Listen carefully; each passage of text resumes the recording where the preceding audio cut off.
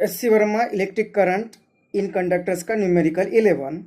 A copper wire of radius 0.1 millimeter and resistance 1 kilo ohm is connected across a power supply of 20 volt. ए और B part करना है, तो इसमें ए part कहा है how many electrons are transferred per second between the supply and the wire at one end. तो यहाँ पे एक कॉपर वायर दी हुई है जिसका रेजिस्टेंस 1 किलो ओम मतलब 1000 ओम होगा, रेडियस दी है 0.1 मिलीमीटर और इसके अक्रॉस एक पावर सप्लाई जिसकी वैल्यू होगी 20 वोल्ट कनेक्ट किया हुआ है. तो इस स्विच ऑन करने के बाद यहाँ से करंट फ्लो होगा, मतलब चार्ज फ्लो होगा, मतलब नंबर ऑफ इलेक्ट्रॉन्स फ्लो हो गए. तो एक सेकेंड में कितने नंबर ऑफ इलेक्ट्रॉन्स फ्लो हो गए, एक क्वेश्चन है कि पर यूनिट सेकेंड मतलब एक सेकेंड में कितने नंबर ऑफ इलेक्ट्रॉन्स फ्लो हो गए. तो हमने एन कहाँ से मिलता है, तो हमने इलेक्ट्रोस्टैटिक्स में पढ़ा है कि Q is equal to N E. तो यहाँ से हमें N इज इक्वल टू मिलेगा Q अपॉन E.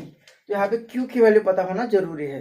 तो चार्ज तो क्वेश्चन में नहीं दिया, लेकिन चार्ज हम फाइंड कर सकते हैं कैसे, Q is equal to I T से. T is equal to 1 second. तो यहाँ पे हमें करंट की वैल्यू पुट करेंगे तो चार्ज मिलेगा, लेकिन करंट कितना है, तो करंट कैसे फाइंड करते, तो ओम्स लॉ क्या है, V is equal to I R. तो यहाँ से I इज इक्वल टू मिलेगा V अपॉन आर. तो करंट मिलेगा, करंट मिलेगा तो चार्ज मिलेगा, चार्ज मिलेगा तो नंबर ऑफ इलेक्ट्रॉन्स मिलेंगे. तो इसे सॉल्व करते हैं तो एक I मिल रहा है हमें V अपॉन आर. V दिया है 20 वोल्ट और डिवाइड बाय रेजिस्टेंस दिया है 1 किलो ओम मतलब 1000 ओम. तो I की वैल्यू मिल गई 20 इंटू 10⁻³ एम्पियर. तो करंट मिला तो हमें चार्ज मिलेगा Q is equal to I R, इसमें वैल्यू पुट करके. तो charge is equal to I कितना दिया है, ये 20 इंटू 10⁻³ और आर और टी की वैल्यू आई इंटू टी 1 सेकेंड. तो चार्ज मिला हमें 20 इंटू 10⁻³ किलो. तो हमें n फाइंड करना है. तो यहां से therefore n is equal to Q upon E. n is equal to Q upon E. तो चार्ज कितना है 20 इंटू 10⁻³ और E की वैल्यू होती है 1.6 इंटू 10⁻19. तो ये मिनटी और ये 16 20 इंटू 10⁻³ और ये 60 लिखते हैं, 10 से मल्टीप्लाई करेंगे तो यहाँ पे आएगा 10⁻20 और ये 20 ऊपर चले जाएंगे तो ये आएगा +20 और ये 4 5 जा और 4 4 जा इंटू 10⁻, ये आएगा -17. तो n इज इक्वल टू 4 से डिवाइड करेगा तो ये आएगा 1.25 इंटू 10⁻+17. तो ये आएगा 17. इतना चार्ज, इतने नंबर ऑफ इलेक्ट्रॉन्स फ्लो हो गए in 1 second through this wire.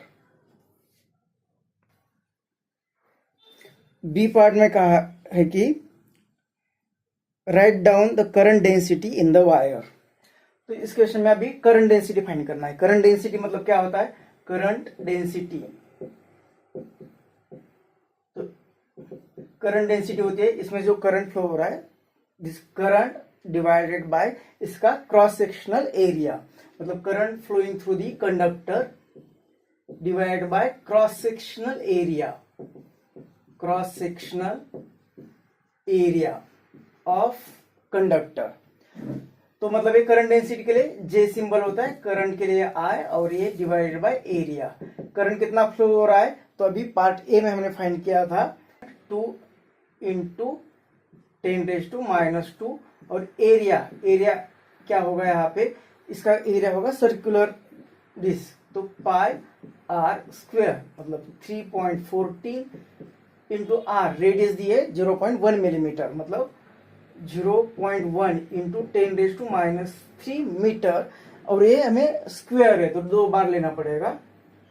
तो 0.1 इंटू 10⁻³ तो ये 2 और यहाँ पे ये -1 और ये आएगा -3 -4 और यहाँ पे -4 मतलब 10⁻8 ऊपर चले जाएंगे तो होगा +8, तो 2/3.40 इंटू 10⁻², यहाँ पे ऑलरेडी -2 है और ये होगा +8। अब इसे डिवाइड करना है तो इसे 100 से ऊपर नीचे मल्टीप्लाई कर दे, तो ये आएगा 200 और इसका डेसिमल चला जाएगा। और 1000 यहाँ पे 10 से और 10 से मल्टीप्लाई करते तो यहाँ पे माइनस करते हैं, तो अभी 2000 को ये नंबर डिवाइड करेगा तो इसका आंसर आएगा,